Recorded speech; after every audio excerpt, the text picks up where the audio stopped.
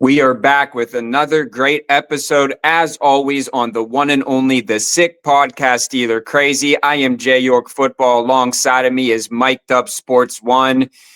And I don't even know the word or adjective to describe what that showing was. I would just say a debacle. I think that would be a good one. But yeah, the Steelers are 1-1. Good news is that it's over. Bad news is that it happened. How are you doing today? I'm good, personally and professionally, I should say. Life's always good. You know what I mean? It's bigger than football, but you know how the Steel City can be after a tough loss. Week 1, 34 points, offense looks revived, going to the Super Bowl, and then week 2, it's a bit of an ass kicking on both sides, and the season is over. So I definitely want to remind people that I think it's probably right down the middle there, but the defense looks absolutely terrible, and that's alarming for sure. Yeah, I mean, this is Blitzburg. We want to get back to it. You know, one of the highest paid defenses, but have to show it on the field. Like I said, I know it feels like the sky's falling, but it was only week 2. I think that the Steelers can definitely regroup and come back stronger. They're going to need to fast. This Right. Patriots team that they have, and then they're going over to Ireland, and then they have the bye, and then AFC North ball starts. So it's going to be interesting to say the least. It's always interesting, and we have a very interesting guest today, someone who wore the black and gold. But before we get to that, Michael, why don't you tell the good people all over the globe of how they can put some money in their pocket this NFL football season? Yeah, man, it's game on. Week 3 starts now. Every touchdown brings you closer to a payout with DraftKings Sportsbook, an official sports betting partner of the NFL. It's not just football, JY. It's first touchdown fireworks, anytime rushing touchdowns, live bets that can change literally at any moment at DraftKings. Every play is your next shot to win. I already saw the Steelers opening line. They're -1.5 at New England this Sunday. That kind of threw me a little bit. I can't lie. I thought the Patriots might be favored. Big bounce back opportunity for Pittsburgh. If you want to get on it, for new customers, this is for you. You bet just $5 and you get 300 in bonus bets instantly and 200 off NFL Sunday ticket from YouTube and YouTube TV. I have it. It's fantastic. Yes. At all the games, obviously, and you don't have to be local to watch Steelers games. But your season starts now. Do us a favor, download the DraftKings app. Use our code. You see it right there. 6Sports, 300 in bonus bets instantly when you bet just 5 on any NFL bet, plus Sunday ticket from YouTube and YouTube TV in partnership with DraftKings. The crown is yours. Gambling problem? Call 1-800-GAMBLER. In New York, call 877-8-HOPE-NY or text HOPE-NY 467-369. In Connecticut, help is available for problem gambling. Call 888-789-7777 or visit ccpg.org. Please play responsibly. On behalf of Boot Hill Casino and Resort in Kansas, fees may apply in Illinois. 21 and over. Age and eligibility varies by jurisdiction. Void in Ontario. Bonus bets expire 7 days after issuance. See sportsbook.draftkings.com/promos. NFL Sunday ticket offer for new subscribers only and auto renews until canceled. Digital games and commercial use excluded. Restrictions apply. Additional NFL Sunday ticket terms at youtube.com/go/NFL Sunday ticket/terms. Limited time offer. Yes, sir. This guy knows a thing or two about quarterbacking. He's now a recurring guest because he's been on with us once before a couple years back. Steelers quarterback from 1986 to 92. Led him to an AFC championship game in that span. It is our guy, Bubby Brister. Bubby, how are you, sir? Man, doing good. How you guys? Good. You can't complain, other than the fact that obviously you know how it goes. Football in the Steel City is a very polarizing topic. One week you're at the top of a mountain, the next week you could be at the bottom of the mountain. So I just first want to ask your thoughts on the season so far. And listen, being somebody who's been in the NFL, what would you tell fans that, think, hey, after one loss, the season is over? Yeah, everybody wants to go undefeated, but nobody really can. So from one week to the next, you never know what's going to happen. That's why the old saying, NFL, not for long. You can win a couple and then maybe lose a couple. There are very few teams that are going to be 13-3 or 12-4, however it may be. Realistically, if you go 9-7 or 10-6, something like that, you're going to get a chance at the playoffs. You're going to get a chance to make a run at the Super Bowl, and really that's all you can ask for. If you think anything different, it's probably going to be different because everybody's good. Every week that people want to win, you get on the road, the road team wants to win too. It's not like you have some kind of big advantage because everybody's good in the NFL and any given Sunday. And early, I would say right now, early 1-1 is good. It's better than 0-2. Hey, pick up another win next week and you're 2-1. Nobody even remembers what happened yesterday. And then you got a winning record. You got a much better chance to get to the playoffs and go where you're going and keep your goals. So I would just it's as hard as it is, especially in Pittsburgh, you got to play it out. You got to play it out. It's not, y'all got to have something to talk about, and Young's got to go crazy, and Pittsburgh fans are the best. But realistically, 10 weeks from now, we're going to look and we're going to go, okay, are we 3 games above 500, 4 games above 500, and do we have a slot at home field advantage and things like that? But 1-1 right now, everybody cool out. We're going to be fine. I like that. So how old were you when you retired? Just curious. I don't know the exact age. I was 37 or 38. Okay. Matter of fact, I was at Minnesota, and I drove out of Minnesota. We were really good. We should have won a Super Bowl that year. We lost in the championship game. And Dante Culpepper called me back and goes, hey, you coming back next year? I need you to back me up and all that. And I'm like, and it was like minus 17 in Minnesota.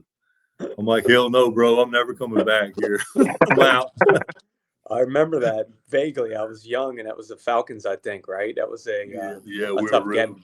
really good. I went to Minnesota after Denver and all that, thinking I could start, and have a chance to start. And Dante Culpepper walked on campus. I'm like, well, there went that deal.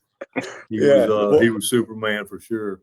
The reason I'm asking is because there is a quarterback who decided to stay around into his 40s. And obviously that's Aaron Rodgers at 41 right now. From a quarterback perspective, how hard is it, one, for the body to hold up at that age? Obviously, everybody's different genetically and things like that. And then, just from watching him, what have you seen so far? You know what it is as you get older, it does. It's your mind, body, and soul. And it's, of course, there's nobody out there hardly like Aaron he loves it. He eats, breathes, and sleeps it. He takes care of his body. He's at 41, probably would be better than anybody else at 41. Now, saying that, he did look good. His feet look quick. He way to get away and all that. You don't want to really go try to run 40 yards anymore because they're going to get you. But I thought he looks, for the first 2 weeks, he looked really quick. He had quick feet. He looked like he was moving well. And there's nobody that throws on the run better than Aaron Rodgers. So, and I'm not talking about on the run, but like evading the rush and moving around in the pocket. And the ball's been coming out. God, he made some throws. It was like, holy smoke. The ball's coming out clean. There you have it. Well, talk about Aaron Rodgers. Do you think that they put enough talent around him for this team to make a run? And obviously not just talking a Super Bowl run, but just, maybe a deep playoff run, or heck, at Pittsburgh right now, we'll take a playoff win at this point. Well, I'd put it this way. If I was him, I'd like to play on that team. Yeah. They got the running backs great. The tight ends really, really good. They got receivers that can roll, and they got DK. And I bet there's a lot of quarterbacks who would like to be under the center at Pittsburgh. They have some talent. Yeah. So let's flip over to the other side of the ball on the defense. They've been getting gashed. It just hasn't been good. Me and Mike were talking about it before you hopped on. Highest paid defense. And it's I don't even know, again, the adjective to describe it. It's been not good. So what are you seeing, as a former player?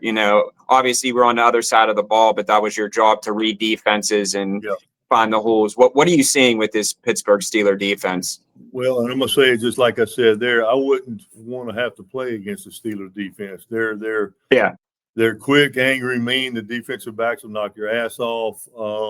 There's a play here or a play there that maybe it looks like they all haven't gelled as a team together, for lack of a better way to say it, because they do have the talent and they have the coaching, and it's early. That's why they're going to be fine.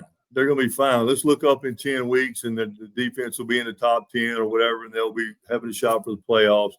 So I think early in the season, of course, and we got to have something to talk about, right? And it is Yeah. the Steelers. Well, But, I know think that our viewers are going to appreciate your perspective because it's a very positive one. We like to be unbiased here, but I think I like the direction that you're going. With that being said, before I throw it back over to Mike, obviously you played under numerous coaches in the NFL.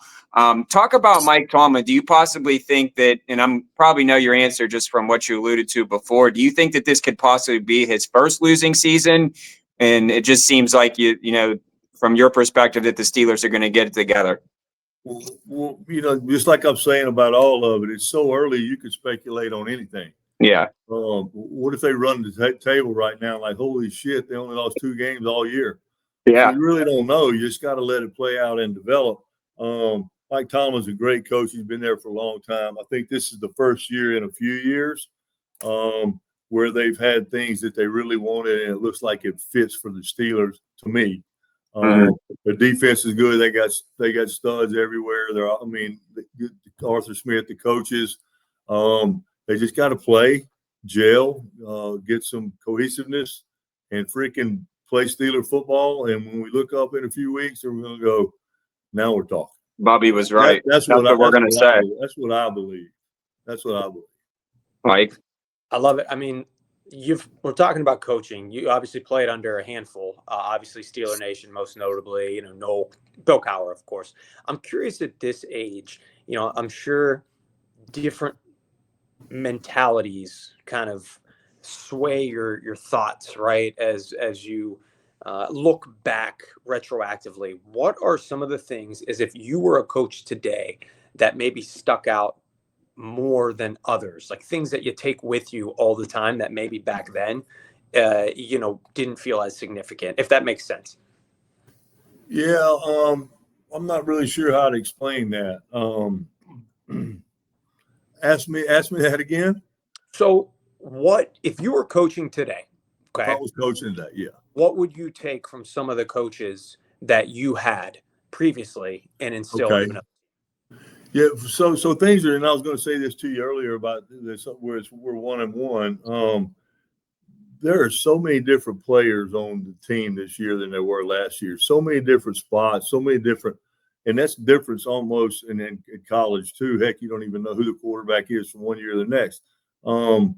So free agency, bringing in players, bringing in new coaches, plugging in players, and it takes time for people to gel and work together, especially on the defensive side, I would say. But watching them, they're physical and they're fast, and everybody needs to get on the same page, and they will. And when they will, the other teams are going to go, oh, shoot, here they come again. And it just takes time. The other part of it on the coaching deal, I was with Coach Noel more than Coach Cowher, but they all have the similar Steeler grit, toughness, and there's no secret. We're going to wake up, we're going to get to work every day, and we're going to outwork you. And then when we put the black and gold helmet on, we're going to knock your head off, and the fans are going to be on our side, and we're going to have more of a chance to win than the other team. And that's really all you can ask for. And that's why people want to play for the Steelers and put that black and gold on, because at least you have that. There's a lot of people on Sunday that put their jerseys on that go, wow, I hope we get lucky today, or something. They don't have the feel like, hey, we're going to beat your ass. And that doesn't happen all the time, but that's the feeling that the coaches and the ownership from the Steelers have had since Mr. Hart. And I guarantee you can ask him about on that team, the new players too. It's a blessing to play for the Steelers. I like that. So before we get you out of here, talk about some of your favorite memories, maybe just like a couple offhand, from your playing days in Pittsburgh. You kind of talked about it, the grit and what it means. I'm sure it was just such an honor to play for such a prestige franchise, but just talk about some of your fondest memories, maybe 2 that stuck out to you during your playing time in Pittsburgh. Yeah, I had some great ones too, and was very blessed to get the nod as a starting quarterback. A negative that hurt me early was we struck, and I was a starting quarterback and we struck, so we couldn't walk across the picket line. So that whole year in '87 hurt me bad.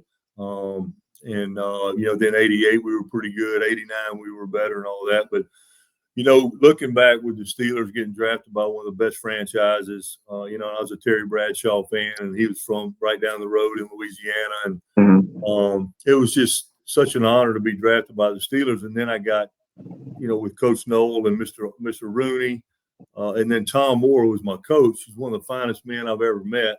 Still stay in touch with Tom. Matter of fact, I'm going to go see him in Tampa this year. He's getting on up there, but he's still coaching. But those things and the people, my two running backs, Merrill Hodge and Tim Worley. Tim Worley's a great guy, and I followed his life after football. Yeah, we had Tim on the podcast. Great guy. So inspiring to follow him after football. And, hey, we were all young, and things were crazy. And but the coaches and the ownership and the players that we had in the 80s, I wouldn't have traded it for anything. And we still, Brian Blankenship, Merrill Hodge, Louis Lips, we still all have a group text of, a bunch of us and keep in touch with each other. And there's no fake, nothing. It's real. It's real. And I think that's everywhere I go. We had pretty good success at the Broncos, but everywhere I go, people remember me playing at the Steelers, not at the Broncos. And there are fans all over the freaking world. It's not just in the deal. And so I'm going to say it one more time. I was very blessed to be drafted by the Steelers and be coached by Chuck Noll and Tom Moore. And if I could have dreamed it would have happened or picked it or something, I would have done it the exact same way. Would have been fine with me. Yeah. Well, you talk about those fans all over. The Steelers are heading to Ireland in a few weeks. What do you think about the NFL heading over to play internationally now? And seems like it's going to be a recurring thing. Obviously, the Rooney's an ambassador for them. So I think it's personally great all around. I think it's going to grow the game. But what is your take on that? No, I think so too. I think you could go out there. You could go east and stay there and maybe play 2 weeks. Mm-hmm. You know what I mean? Get 2 games in when those guys are over here getting 2 games in. If they had I don't know how 4 or 5 teams over there and 4 or 5 teams over there. I don't know about the Australia deal and Japan and all that because we did that when I was playing. We did that in preseason, and it sucks. Wow. Yeah. Out of Japan all the way to Australia. I didn't know that either.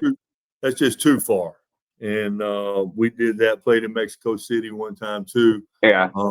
But I wouldn't mind, especially the East Coast teams in a rotation, getting over to Ireland and doing things like that because football is big all over the world, and it's the NFL. It's all about the money. So I think you'll probably see some of that coming on more and more. Great. Before we get you out of here, what are you up to now? What's life after football been? Obviously, still a Steeler fan and still keeping in touch with all your former players. Just talk about what is Bubby doing now? Yeah. We're coming up for a game too, October, November. Me, Blank, Merrill Hodge, and we'll be around. So if you guys are there, we'll do something for you. I'd love to see y'all. Yeah. But I tell you what, I got in the oil and gas business when I retired from football, and we moved back from Colorado to Louisiana. I'm living here in Louisiana again, where we're from. And I met a man that got me in the oil and gas business. And so I've been in the oil and gas business now longer than I played football, which was 15 years. Mm-hmm. And I've enjoyed it. I'm in the people business, business development. We entertain, take some customers that are in Pittsburgh, and hopefully we take them to a football game.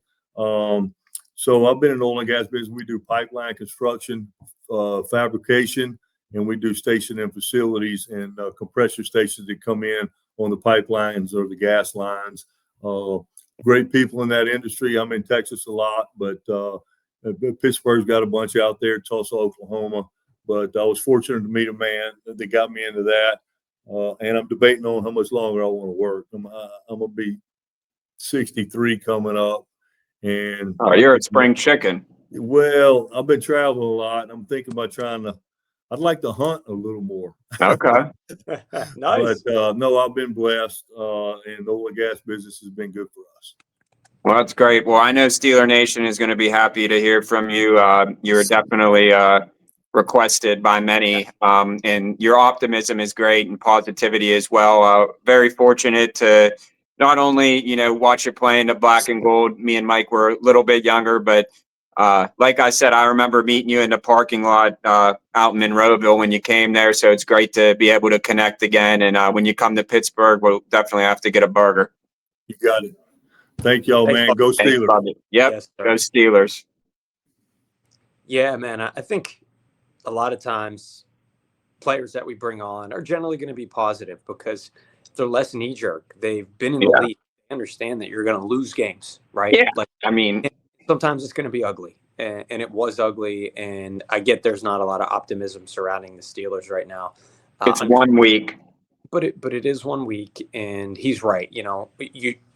When we're 8 weeks in, we can look back and evaluate things, truly, right? Because if they're, 5-3 at that point and playing a lot better, then you're right. The Seattle game won't be remembered as much as it is obviously picked apart today. So I think that the reason why is, and you could agree to this too. I just think it was just the Steelers, to me, and it's kind of not to allude to college football, was the same thing with Pitt this weekend. Yeah, the Steelers lost themselves that game. They should have never. They put themselves. I get it. It's a game of inches. It's interceptions, turnovers happen, but man, just the way it went down. I think that's why it was so frustrating. And I think that's why Steeler Nation is so pissed off, including myself. But again, I'm not one of those people. Something that stuck out to me in that podcast was when he said, "You're not going to win every single game. You go 2-1, people forget about that." And he's absolutely right. And that's coming from a guy that, played quarterback for the Pittsburgh Steelers. So yeah, it's cool what these guys talk about the franchise and it's different when you put on those colors under the Rooneys. It's part of the reason why Aaron Rodgers came back, wanted to play for a historic franchise. And there is standard, obviously, that hasn't been upheld for a handful of years, and a lot of pressure on Tomlin and the coaching staff right now. And things need to change. There's no doubt about that. They need to change. They need to change quickly. But I think to Bubby's point, is it possible? Absolutely. It's 2 weeks into the season, so let's keep our heads. And I love this quote. I'm sure it'll end up being the title, but he said everybody needs to chill out. So that's what I think I'm going to do then for the rest of the week, at least until next Monday. Yeah, and it's just cool just having someone like that on and just his journey, because he played for a lot of NFL teams, and for him to say that, what it meant, and just being a part of the Steelers franchise, you got to be honest with, these guys make millions of dollars. It's the business is entertainment. We know that, but there's something different about playing for the Pittsburgh Steelers in a historical franchise as opposed to, just some, I don't even know. I don't want to throw out any names of teams. We'll just say the Browns because, it's always good to, use the Browns in an analogy. But that's what I will say. It's like these guys are just going to play football. It means something when you have that Steelers logo on your helmet. And I think that's what really stuck out to me. And just a great all-around guy. I remember I met him and was able to, talk to him for 15, 20 minutes, and just super humble guy. And like you said, we used to play with Dante Culpepper and Madden, and he's like, Dante Culpepper. I love that, man. He's like, I wasn't taking that kid's job. Yeah. He's like, it was 17 degrees. So that's great. But hey, we appreciate you guys. We're going to be throwing out content left and right. Obviously, go back and watch some of our previous shows. We're going to be bringing on great guests all year, former, current Steelers. So make sure you stay locked. Subscribe wherever you get your podcast. Use our code 6sports on DraftKings. All you have to do, $5 bet, get you instant bonus of 200 or 300, I think it might be now. I think they upped the ante. So make sure you check that out. The Sick Podcast, Steeler Crazy, J York Football, Mic'd Up Sports 1. Until next time, Shane, take it away. And that's a wrap. Hope you don't miss us too much until next time. Follow the Sick Podcast Steelers Crazy on YouTube, Instagram, Facebook, Google Play, and Apple Podcasts.